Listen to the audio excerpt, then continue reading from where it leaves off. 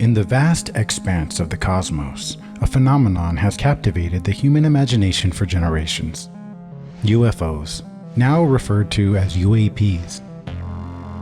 Are they mere tricks of the light? Advanced technology? Or something beyond our wildest imagination? In this exploration of the unknown, we'll delve deeper into the enigmatic history of unidentified flying objects, bridging the gap between ancient wonders and modern-day investigations. Smoke something, drink something, and join us as we travel through time, questioning the very fabric of reality itself, while exploring the history and truth of UFOs.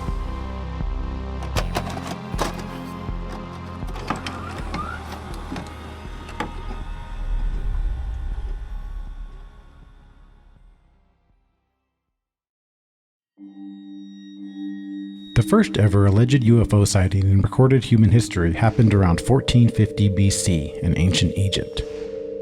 According to a particular translation, the hieroglyphs of the Tulli Papyrus described fiery discs or circles of fire descending from the heavens that moved in unusual and erratic patterns. The legitimacy of the Tulli Papyrus is highly debated. The story goes, the text was forgotten for centuries before it would go viral in the 1930s. During a visit to Cairo in 1933, Alberto Tulli, a director of the Egyptian section of the Vatican Museum, allegedly discovered the papyrus in an antique shop. Tulli thought the papyrus was way too expensive to buy it, so instead he made a copy of the original piece, which was then recopied, replacing the original hieratic script with hieroglyphs, a fact that makes doubters challenge its authenticity. Although the papyrus is controversial, the story it describes is actually quite interesting. It has been transcribed and simplified as such. In the year 22 of the third month of winter, 6th hour of the day, among the scribes of the House of Life, it was found that a strange fiery disk was coming in the sky. It had no head. The breath of its mouth emitted a foul odor. Its body was 1 rod in length and 1 rod in width. It had no voice. It came towards His Majesty's house. Their heart became confused through it, and they fell upon their bellies. They went to the king to report it. His Majesty ordered that the scrolls located in the House of Life be consulted. His Majesty meditated on all these events which were now going on. After several days had passed, they became more numerous in the sky than ever. They shined in the sky more than the brightness of the sun, and extended to the limits of the 4 supports of heaven. Powerful was the position of the fiery discs. The army of the king looked on, with His Majesty in their midst. It was after the evening meal when the discs ascended even higher in the sky to the south. Fish and other volatiles rained down from the sky, a marvel never before known since the foundation of the country. And His Majesty caused incense to be brought to appease the heart of Amunri, the god of the 2 lands. It was ordered that the event be recorded for His Majesty in the annals of the House of Life, to be remembered forever. About 1200 years later in Rome, Julius Obsequens wrote one line in the Book of Prodigies which some claim was the second UFO sighting in history. The single line that was written was, "In the sky, a shield-like object resembling a burning piece of bronze was seen." From around this time up until the 15th century, there are many accounts of the same. Fiery discs or shields in the sky. These kind of sightings were described and usually indicated some sort of religious or existential importance. One of the more well-known stories is the celestial phenomenon above Nuremberg, witnessed by hundreds in 1561.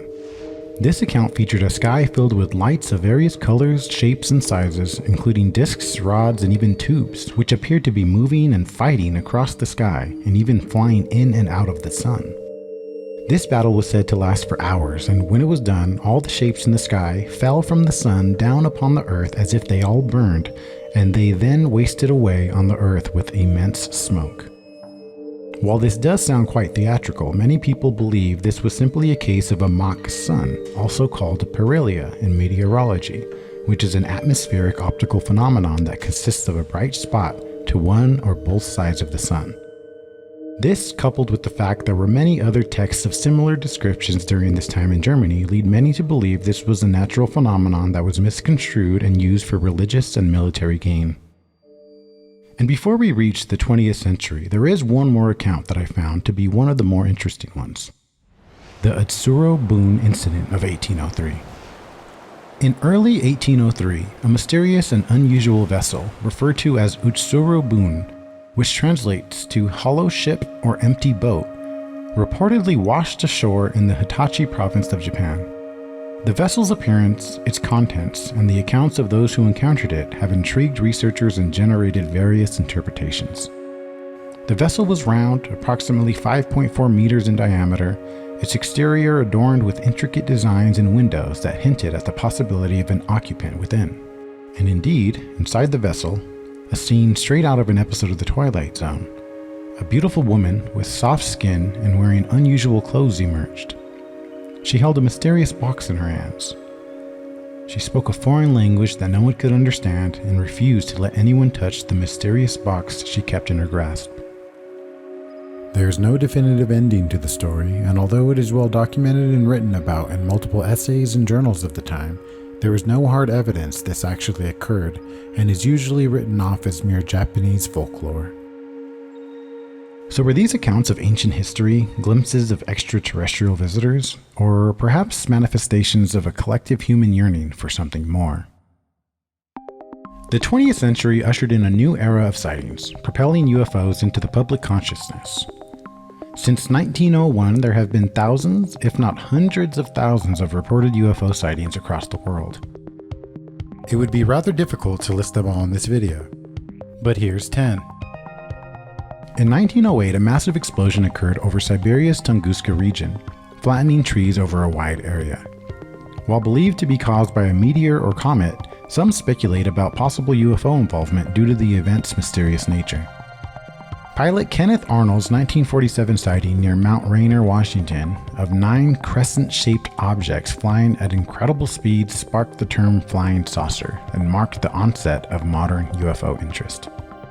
The infamous Roswell incident of 1947 involves a reported crash of an unidentified object near Roswell, New Mexico. Initial military statements claimed a flying disc, but later identified it as a weather balloon, fueling conspiracy theories. In 1952, multiple UFOs were tracked on radar and observed by military personnel and pilots over Washington, D.C., prompting inquiries into their nature and origin. Betty and Barney Hill claimed to have been abducted by aliens in 1961. Their account involved medical examinations aboard a craft, and it became an early and enduring example of alien abduction reports. In 1966, over 200 students and teachers witnessed a UFO landing near their school in Australia's Westall. The incident remains unexplained and continues to intrigue researchers. In 1980, 3 individuals encountered a diamond-shaped object emitting intense heat and light on a Texas road. Their health issues following the incident raised questions about its nature. U.S. military personnel stationed at RAF Bentwaters in England reported a series of UFO encounters near Rendlesham Forest in 1980 with unusual lights and unexplained phenomena. Crew members of Japan Airlines Flight 1628 reported a massive UFO over Alaska in 1986, describing intricate details of the craft and its behavior. Thousands witnessed a formation of lights in a triangular pattern over Phoenix, Arizona in 1997, sparking debates and discussions about its origin and nature. Alright, only a few 100,000 more to go. But we did stop in 1997, so here's 5 more. In 2004, the USS Nimitz Carrier Strike Group encountered unidentified flying objects off the coast of Southern California.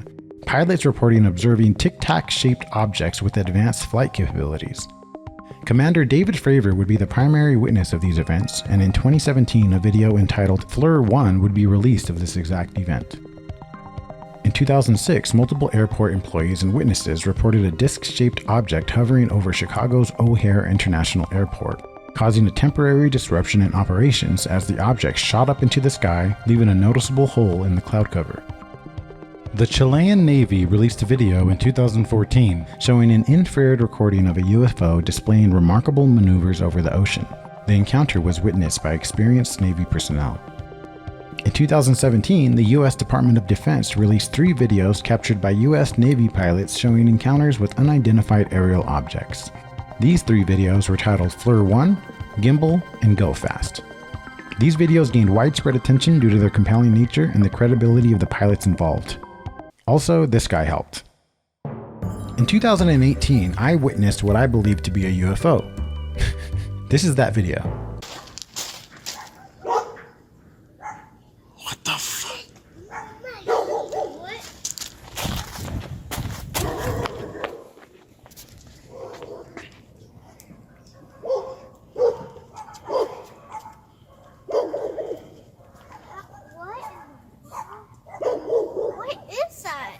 Although this was an unidentified flying object to myself, many people online made me feel silly about it.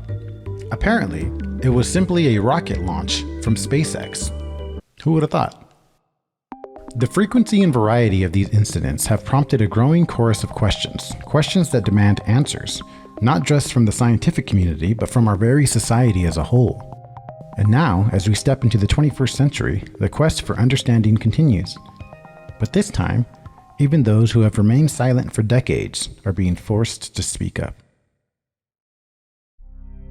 On July 26, 2023, hearings on unidentified aerial phenomena were brought to Congress.